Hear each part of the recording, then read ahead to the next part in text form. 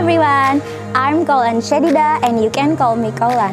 I was born at Tangerang City 19 of January 2005, Kamanera. Halo Darel Huda, perkenalkan nama saya Muhammad Ilham Tiraji Nugroho.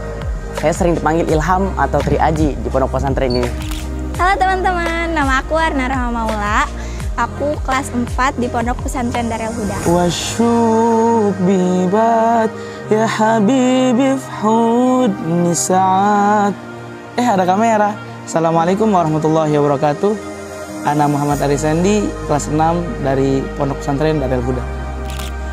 Assalamualaikum warahmatullahi wabarakatuh. Perkenalkan, nama saya Adam Alfian Hudarsono. Biasa dipanggil Adam. Saya duduk di kelas 3 MTS di pondok pesantren Darel Huda.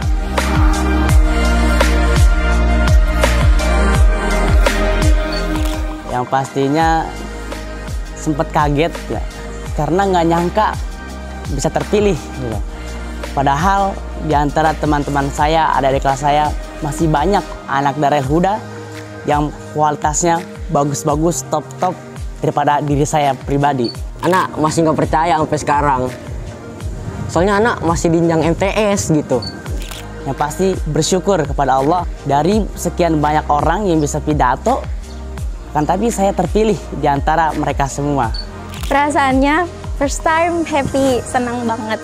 Karena kan kita bisa ikut lomba lagi, jadi kita bisa ngelatih kemampuan kita lagi, belajar buat show lagi di depan, terus ngelihat dari luar itu apa sih dari mereka yang bagus gitu, ngambil something yang lebih baik buat pondok kita dibawa ke sini, terus show ability kita juga ngelihat ability dari pondok-pondok lain bagus gak sih gitu, jadi kita bisa terus berjuang lagi, latihan lagi, semangat lagi gitu. Tapi rasa takut juga ada sih, takut soalnya kan ini ngewakilin pondok ya, Jabodetabek juga gitu. Tapi ya harus bisa, takut mau nggak mau, harus mau, bisa nggak bisa harus bisa gitu. Seorang kelas 3 gitu yang nggak bisa apa-apa baru masuk pondok, tiba-tiba disuruh buat pengiriman kayak gitu, anak kaget. Dan pas itu juga pas pembagian hadiah anak sempat nangis karena anak nggak percaya, anak udah pede kalah pada situ. Anak nangis. Pada akhirnya anak ditepok buat maju. Jujur ya, pertama kali dipanggil sama Ustadz Ustazah gitu kan, kumpul. Kaget banget ternyata dikasih kepercayaan buat ikutan lomba ke pondok lain, dimana lawannya itu bukan cuma teman-teman yang sering kita ketemu gitu, ternyata lawannya itu teman-teman dari pondok lain yang emang pondoknya juga pondok-pondok terkenal, pondok-pondok besar yang udah punya pengalaman banyak. Tapi di sisi lain juga ada rasa takut sih, dimana takut ketika udah dikasih kepercayaan, tapi ternyata malah ngecewain, ternyata nggak ngasih yang terbaik gitu. Jadi rasanya campur aduk antara senang, takut juga, dan juga ada rasa bangga juga ke diri sendiri. Yang dirasakan sih ketika dipilih buat mewakilin pondok itu sih pertama bangga ya, karena dari ratusan santri alhamdulillah bisa terpilih, atau bisa disebut juga mukhtar, orang-orang yang terpilih. Orang yang terpilih itu nggak gampang. Orang yang dipilih itu orang yang benar-benar dipercaya gitu. Ketika kita dipercaya oleh orang lain, kita jangan sampai mensia-siakan kepercayaan orang lain tersebut, khususnya pondok pesantren Darel Huda.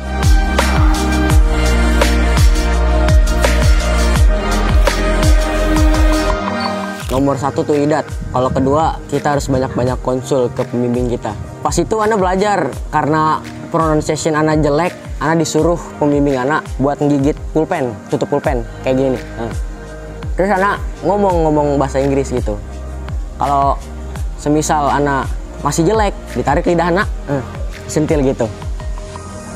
Cara latihan anak gitu. Pertama pasti nyiapin mental dulu ya, kita bisa nggak sih gitu. Jadi PD-nya kita, abis itu nyiapin teksnya juga kan buat lomba storytelling ini. Latihan mulai dari latihan bicara, latihan dari segi praktisnya. Terus ya banyak dia yang harus dipersiapin, mulai dari ngatur waktu kita juga. Jadi kita latihan tuh bukan cuma 1 kali, 2 kali, tapi emang setiap pagi, sore, bahkan dari sebelum liburan kita udah dikasih banyak spiritual biar kita tuh semangat, niat buat ikut lomba ini. Akhirnya atas segala persiapan yang sudah disiapkan, alhamdulillah semuanya berjalan dengan baik. Berawal dari idat ya, karena segala sesuatu itu harus memiliki idat. Kullu syai'in bil idat. Kemana-mana kita bawa idat tersebut, ke sana kemari, pasti yang kita bawa itu, yang kita pegang itu idat untuk persiapan lomba tersebut, untuk kita hafal terlebih dahulu. Setelah kita hafal, baru kita praktek ketika pagi hari setelah subuh, sore hari, siang hari, malam hari. Pokoknya nggak ada waktu untuk mengatakan lelah kalau itu belum perfect. Kalau masih ada salah dalam ketika kita berlatih, berarti belum perfect. Dan kita terus berlatih untuk terus bisa menjadi yang terbaik untuk daerah Huda ini. Karena ya kita telah tahu bahwa kita telah mempelajari mahfuzot ya, badiril fursota wahazar fautaha fahubulugul izza finailil furos. Jikalau ada kesempatan, haruslah kita ambil. Masalah kita bisa apa enggaknya, kita berawal dari ikhtiar dan akhirnya kita bisa. Dan alhamdulillah kita menjadi juara untuk daerah Huda ini. Persiapannya banyak, mulai dari kita latihan, bukan cuma latihan pagi malam doang, tapi emang latihan sendiri juga kadang latihan gitu ya sambil ngafal teks. Terus juga ngelancarin omongan, gimana ngefasahin bahasa Arabnya. Terus juga latihan properti, ngelatih seni kita juga gitu kan, kita bikin properti sendiri karena emang itu juga masuknya ke kriteria gitu kan, nambah nilai. Jadinya persiapannya banyak sih.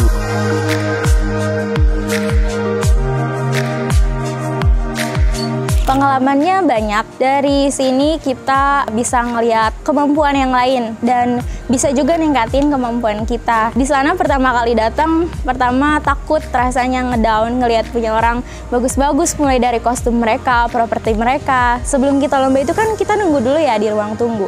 Terus kita ngelihat banyak orang-orang dari pondok-pondok lama yang mungkin udah banyak pengalamannya, udah banyak pembelajarannya juga. Terus mereka tuh udah prepare full lah. Jadi pertama tuh ngedown, tapi ingat kata-kata guru-guru kita, pertama harus percaya diri, kedua harus percaya Allah juga. Jadi apapun yang terjadi kita terus semangat.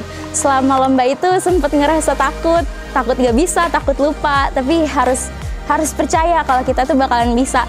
Jadi ngelihat ustazah juga semuanya ngasih semangat, kita juga jadinya semangat buat ngasih yang terbaik buat semuanya. Ana bisa menyimpulkan suatu pepatah orang Inggris gitu. Ada yang mengatakan don't judge a book by its cover. Soalnya pas itu Ana sempat ngedown ngeliat musuh-musuh Ana. Mereka pakai jas-jas yang elegan, mengkilap, mewah lah. Ana sempat ngedown itu, wah musuh-musuh Ana kayak gini. Ana bisa nggak ya? Cukup banyak sih ya. Pertama masuk ke daerah pondok pesantren tersebut kan cukup kaget. Yang di sini apa ya, disebutnya lebih luas daripada pondok pesantren ini gitu. Wah gitu. Maksudnya ini tuh event besar gitu pengalamannya. Kemudian pengalaman banyak juga pondok pesantren besar yang mengikuti perlombaan ini gitu.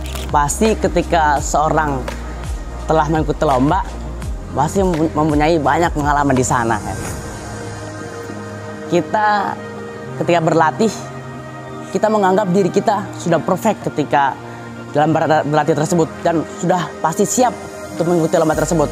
Akan tetapi dan nyatanya ketika kita ikut lomba, kita melihat banyak orang di sana yang lebih tampil mewah, lebih tampil bagus, lebih tampil spektakuler di sana. Berarti yang telah kita anggap di sini sudah perfect, di sini sudah bagus, di luar sana masih banyak orang yang lebih bisa daripada kita semua. Maka dari itu kita tak perlu untuk berkecil hati. Walaupun daerah Huda ini baru berjalan 15 tahun dibandingkan dengan pondok-pondok di luar sana yang telah berpuluh-puluh tahun, tapi kita harus yakin bahwa kita tanamkan yakin tersebut dalam diri kita. Al yakinu la yuzalu bisyaki.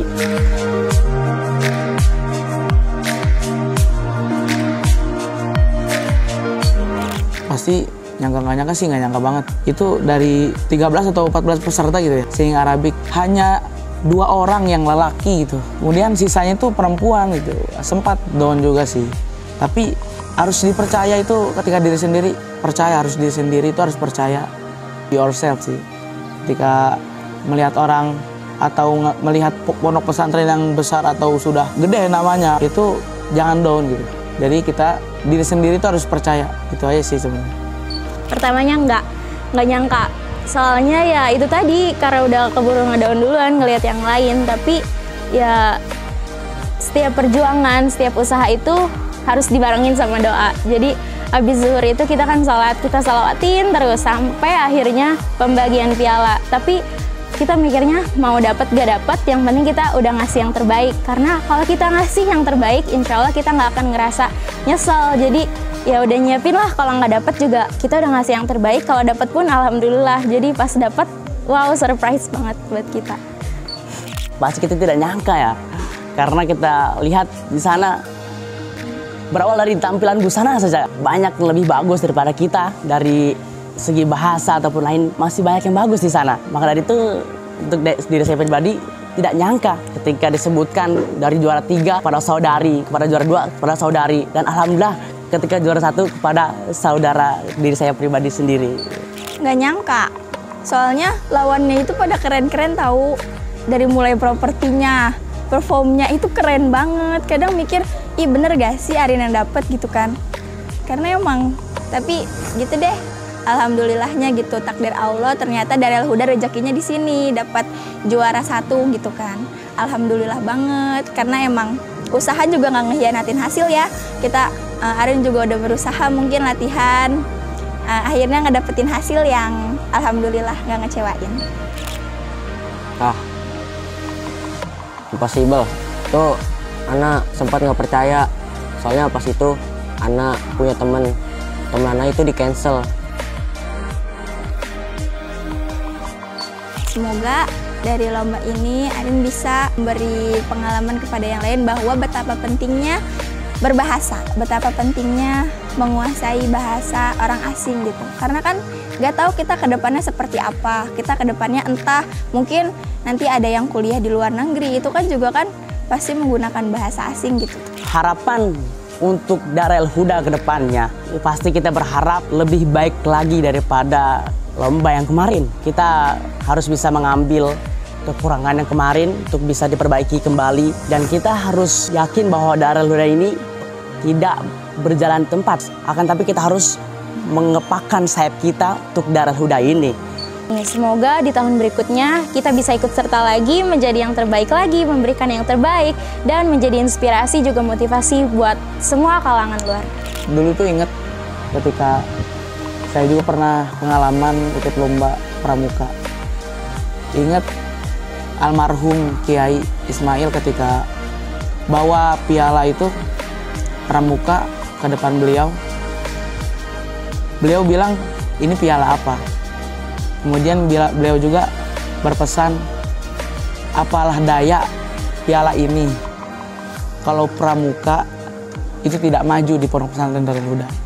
Begitu juga mewakilkan lomba bahasa, apalah daya piala yang satu ini apabila bahasa di Darel Huda itu tidak meningkat dan maju ke depan.